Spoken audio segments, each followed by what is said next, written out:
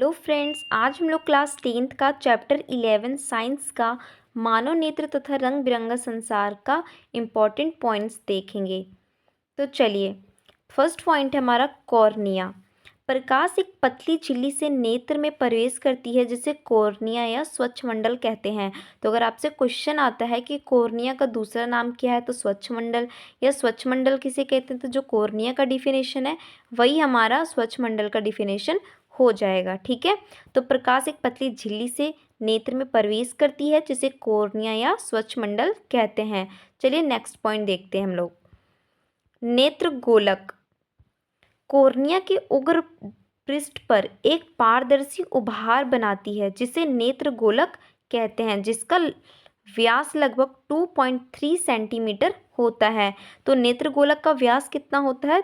2.3 centimetre. Next हमारा परितारिका। परितारिका cornea के पीछे काले या भूरे रंग की संरचना होती है जिसे परितारिका कहते हैं। ठीक है, तो जो हमारा कॉर्निया होता है ना, उसके पीछे एक काले या भूरे रंग की जो संरचना होती है उसे परितारिका कहते हैं। नेक्स्ट पॉइंट है फ्रेंड्स, नेत्र लेंस किसे कहते हैं? परितारिका के पीछे रेशेदार जेलीवत पदार्थ का बना एक उत्तल लेंस होता है जो किसी वस्तु का प्रतिबिंब रेटिना पर बनाता है, उसे क्या कहते हैं? अभिनेत्र लेंस कहते हैं। ठीक है, नेक्स्ट है हमारा दृष्टिपटल या रेटिना। ठीक है, तो दृष्टिपटल एक सूक्ष्म झिल्ली होती है जिसमें बड़ी संख्या में प्रकाश सुग्राही कोशिकाएं होती है। इस पर किसी वस्तु का वास्तविक उल्टा तथा वस्तु से छोटा प्रतिबिंब बनता है, जिसे दृष्टिपटल या रेटिना कहते हैं। फ्रेंड्स, ये क्वेश्चन बहुत आता है कि किसी वस्तु का प्रतिबिंब नेत्र के किस भाग पे बनता है, तो दृष्टिपटल या रेटिना पे बनता है। ठीक है, चलिए नेक्स्ट, समंजन क्षमता। ये भी बहुत इंपॉर्टेंट पॉइंट है फ्रेंड्स, समंजन क्षमता क्या होता है? तो चलिए देखते हैं समंजन क्षमता क्या होता है।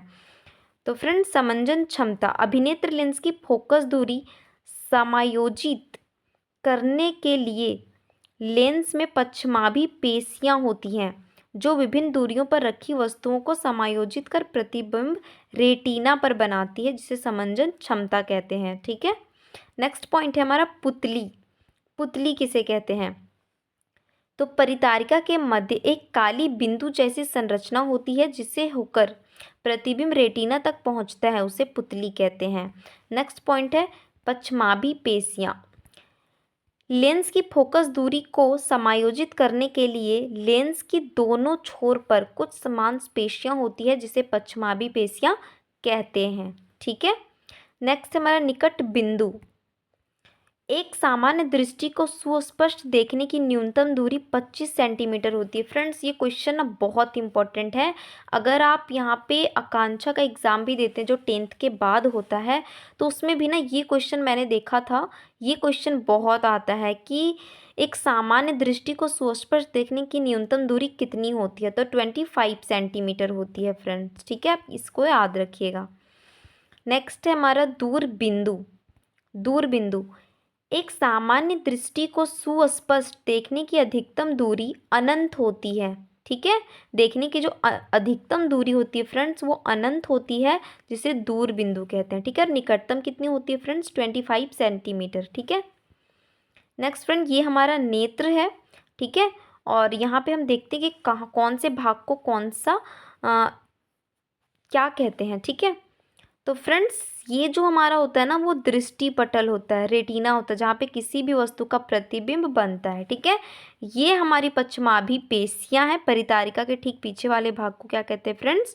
पश्चिमाभी पेशियां। ठीक है, उसके बाद फ्रेंड्स ये हमारा परितारिका हो गया, ये भाग हमारा पुतली हो गया। ठीक है, उसी के बगल में, ठीक बगल में नेत्रोद क्रिस्टल, ये लेंस हमारा हो गया फ्रेंड्स। ये स्वच्छ मंडल जिसको कॉर्निया कहते हैं। ठीक है, ये हमारा काछाप द्रव हो गया फ्रेंड्स, और ये हमारा दृक तंत्रिका हो गया।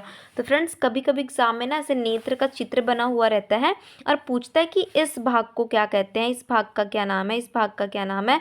तो आपको क्या करना है फ्रेंड्स, नेत्र की आकृति अच्छे से बना लेनी है और साथ में उन भागों का नाम भी लिख लेना है ताकि आप बहुत अच्छे तरीके से भागों के नाम बता पाएँ। ठीक है, नेक्स्ट फ्रेंड, मोतियाबिंद है ना। अभी के टाइम में आपको पता है कि बड़े बुजुर्गों को बहुत ज़्यादा मोतियाबिंद होता है, तो चलिए मोतियाबिंद पढ़ते हैं।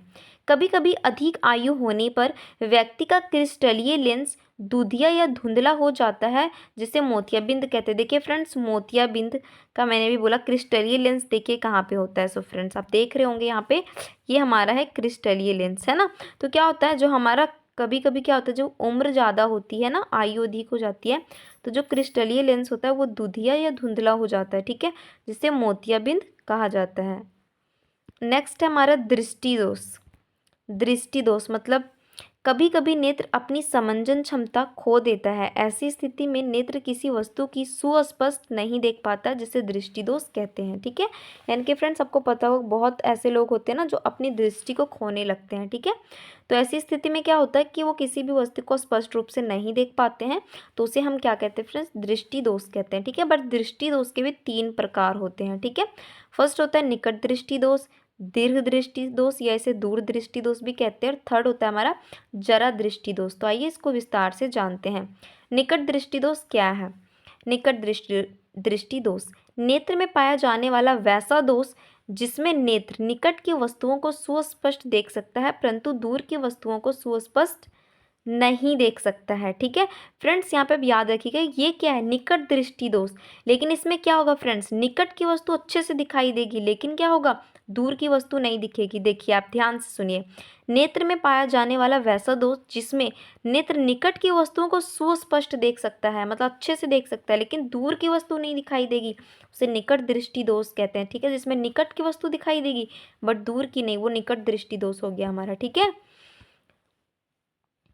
और देखिए यहाँ पे फ्रेंड्स, निकट दृष्टि दोष कहलाता है। इसके संशोधन के लिए अवतल लेंस का उपयोग किया जाता है, ठीक है। निकट दृष्टि दोष के संशोधन के लिए अवतल लेंस का उपयोग किया जाता है। चलिए दूर दृष्टि दोष या दीर्घ दृष्टि दोष देखते हैं। ऐसे दोष जिसमें दूर की वस्तुएं को सुस्पष्ट देख सकते हैं, परंतु निकट की वस्तुओं को सुस्पष्ट नहीं देख सकते हैं, दीर्घ दृष्टि दोष कहलाता है। इसके संशोधन के लिए उत्तल लेंस का उपयोग होता है, ठीक है। ये दीर्घ दृष्टि दोष में क्या होता है, दूर की वस्तु अच्छे से दिखाई देती है लेकिन पास की वस्तु नहीं दिखाई देती है, और इसमें कौन से लेंस का उपयोग होता है फ्रेंड्स, उत्तल लेंस का उपयोग होता है। चलिए नेक्स्ट है हमारा जरा दृष्टि दोष। वैसे दोष जिसमें नेत्र ना तो निकट की वस्तु को सुस्पष्ट देख सकता है और ना ही दूर की वस्तु को सुस्पष्ट देख सकता है, और यह तब होता है जब व्यक्ति वृद्ध हो जाता है, तब अपनी नेत्र की समंजन क्षमता खो देता है, जरा दृष्टिता कहलाता है। इसके संशोधन के लिए द्विफोक्सी लेंस, फ्रेंड्स ये क्वेश्चन आता है कि जरा दृष्टि दोष के संशोधन के लिए किस तरह के लेंस का उपयोग किया जाता है, तो द्विफोक्सी लेंस का उपयोग किया जाता है। नेक्स्ट पॉइंट है हमारा प्रिज्म। प्रिज्म क्या होता है, चलिए देखते हैं। प्रिज्म 3 आयताकार पृष्ठों से घिरा हुआ त्रिभुजाकार पारदर्शी माध्यम जिसमें प्रत्येक पृष्ठ एक दूसरे पृष्ठ पर झुका हो, प्रिज्म कहलाता है, ठीक है। अब प्रिज्म में कुछ कोण होते हैं जो हम अच्छे से देखते हैं। प्रिज्म कोण 2 पार्श्व फलकों के बीच के कोण को प्रिज्म कोण कहते हैं। चलिए विचलन कोण देखते हैं। वैसे ये क्वेश्चन इंपॉर्टेंट नहीं है कुछ खास, बट फिर भी हम देख लेते हैं। विचलन कोण, जब श्वेत प्रकाश की किरणें किसी प्रिज्म से होकर गुजरती है तो आपतित किरण एवं निर्गत किरण के बीच एक कोण बनता है जिसे विचलन कोण कहते हैं। इसे कोण डी द्वारा निरूपित किया जाता है, ठीक है। इसके नेक्स्ट जो पढ़ रहे हैं फ्रेंड्स, वर्ण स्पेक्ट्रम, ये इंपॉर्टेंट है फ्रेंड, तो इसको ध्यान रखिएगा। वर्ण स्पेक्ट्रम क्या है, जब श्वेत प्रकाश की किरणें किसी प्रिज्म से होकर गुजरती है तो वर्णों का विभिन्न तरंगदैर्घ्य होने के कारण 7 रंगों की एक बिंदु प्राप्त या पट्टी होती है जिसे वर्ण स्पेक्ट्रम कहते हैं, ठीक है। नेक्स्ट पॉइंट है हमारा वर्ण विक्षेपण किसे कहते हैं। वर्ण विक्षेपण श्वेत प्रकाश की किरणों को अवआवी वर्णों में विभाजन करने की प्रक्रिया को वर्ण विक्षेपण कहते हैं। चलिए नेक्स्ट, स्वच्छ लेंस। देखिए फ्रेंड्स, स्वच्छ लेंस का आकृति कैसे बनता है, ठीक है। ये है हमारा स्वच्छ लेंस का आकृति, आप भी सीख लें, एग्जाम में जब आप बनाओगे तो अच्छा खासा आपको नंबर आने का चांस रहेगा। ये निकट दृष्टि दोष नेत्र का दूर बिंदु है फ्रेंड्स, आप देखिए यहाँ पे अच्छे से ये वाला, ठीक है। और ये जो नीचे वाला आपको दिख रहा है निकट दृष्टि दोष का दोषयुक्त नेत्र है, ये निकट दृष्टि दोष का नेत्र का दूर बिंदु है फ्रेंड्स। और यहाँ पे देखिए निकट दृष्टि दोष का दोषयुक्त नेत्र है ये, ठीक है, जिसमें वस्तुएं नहीं दिखाई देती हैं, ठीक है। ये भी देखिए फ्रेंड्स। दृष्टि दोष का जब संशोधन होता है तब कैसे होता है, कौन सा लेंस का उपयोग किया जाता है, सारा कुछ मैंने बता दिया कि निकट दृष्टि दोष के लिए हमेशा अवतल लेंस का उपयोग होता है फ्रेंड्स, अवतल लेंस का उपयोग होता है। लेकिन वहीं अगर हम दूर दृष्टि की बात करें तो उसके लिए फ्रेंड्स हमारा यूज़ होता है उत्तल लेंस का, है ना। चलिए ये देखिए, ये हमारे दूर दृष्टि दोषयुक्त नेत्र है, जो कि आप यहाँ से ड्राइंग सीख सकते हैं, एग्जाम में बनाएंगे अगर ऐसी तो आपको अच्छा मार्क्स आने का चांस रहेगा। ये संशोधन है नीचे का। संशोधन करने के बाद जब हम संशोधन मीन्स क्या फ्रेंड, कौन सा लेंस लगाएंगे, उत्तल लेंस लगाएंगे, क्योंकि ये दूर दृष्टि दोष की बात हो रही है ना, उत्तल लेंस का उपयोग करेंगे। चलिए ठीक है, नेक्स्ट पढ़ते हैं हम लोग। इंद्रधनुष का बनना। फ्रेंड्स इंद्रधनुष कैसे बनता है, ठीक है। तो इंद्रधनुष कैसे बनता है, क्वेश्चन एग्जाम में आता है, तो आप ध्यान से देखिए। इंद्रधनुष का बनना वायुमंडलीय अपवर्तन के कारण होता है फ्रेंड्स। तो अगर एक लाइन में हम लोग लिखना चाहें कि इंद्रधनुष कैसे बनता है, तो वायुमंडलीय अपवर्तन के कारण होता है, ठीक है, जो प्रायः वर्षों के मौसम में देखा जाता है। यह सूर्य के विपरीत दिशा में बनता है। जब सूर्य से आने वाली प्रकाश की किरणें वायुमंडल में तैर रहे जल के सूक्ष्म कणों से टकराती है, तो ये सूक्ष्म बिंदु एक प्रिज्म की भांति कार्य करता है, जो प्रकाश की किरणों का पहले अपवर्तन कर फिर विक्षेपण तत्पश्चात आंतरिक परावर्तन द्वारा 7 रंगों में विभक्त कर देता है, जिससे 7 रंगों की पट्टी दिखाई देती है, जिसे इंद्रधनुष का बनना कहते हैं। नेक्स्ट है फ्रेंड, ये क्वेश्चन एग्जाम में मतलब लगभग अगर आप क्वेश्चन बैंक उठा के देखो ना, ये क्वेश्चन तारों का टिमटिमाना, तारे क्यों टिमटिमाते हैं, तो ये क्वेश्चन ना बहुत ज़्यादा आता है। चलिए हम इसको पढ़ते हैं। तारे के टिमटिमाना वायुमंडलीय अपवर्तन के कारण होता है, ठीक है, वो भी सेम था फ्रेंड्स, वायुमंडलीय अपवर्तन, ये भी सेम है, वायुमंडलीय अपवर्तन। तारे से आने वाली प्रकाश की किरणें जब पृथ्वी के वायुमंडल में प्रवेश करती हैं तो निरंतर उसका अपवर्तन होते रहता है, जिससे तारों का वास्तविक रूप ना देखकर उसके आभासी रूप को देखते हैं।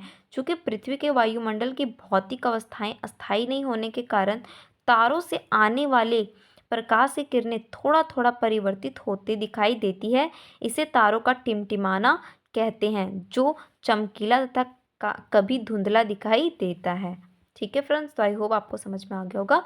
नेक्स्ट है अग्रिम सूर्योदय, विलंबित सूर्यास्त। ये सारे जितने भी पॉइंट्स है फ्रेंड्स, टिंडल प्रभाव वगैरह, ये सारा हम नेक्स्ट वीडियो के अंदर पढ़ेंगे। सूर्य एवं सूर्यास्त के समय सूर्य का रक्ताभ लाल होना, ये सारे हम नेक्स्ट वीडियो के अंदर देखेंगे फ्रेंड्स। बाकी थैंक यू।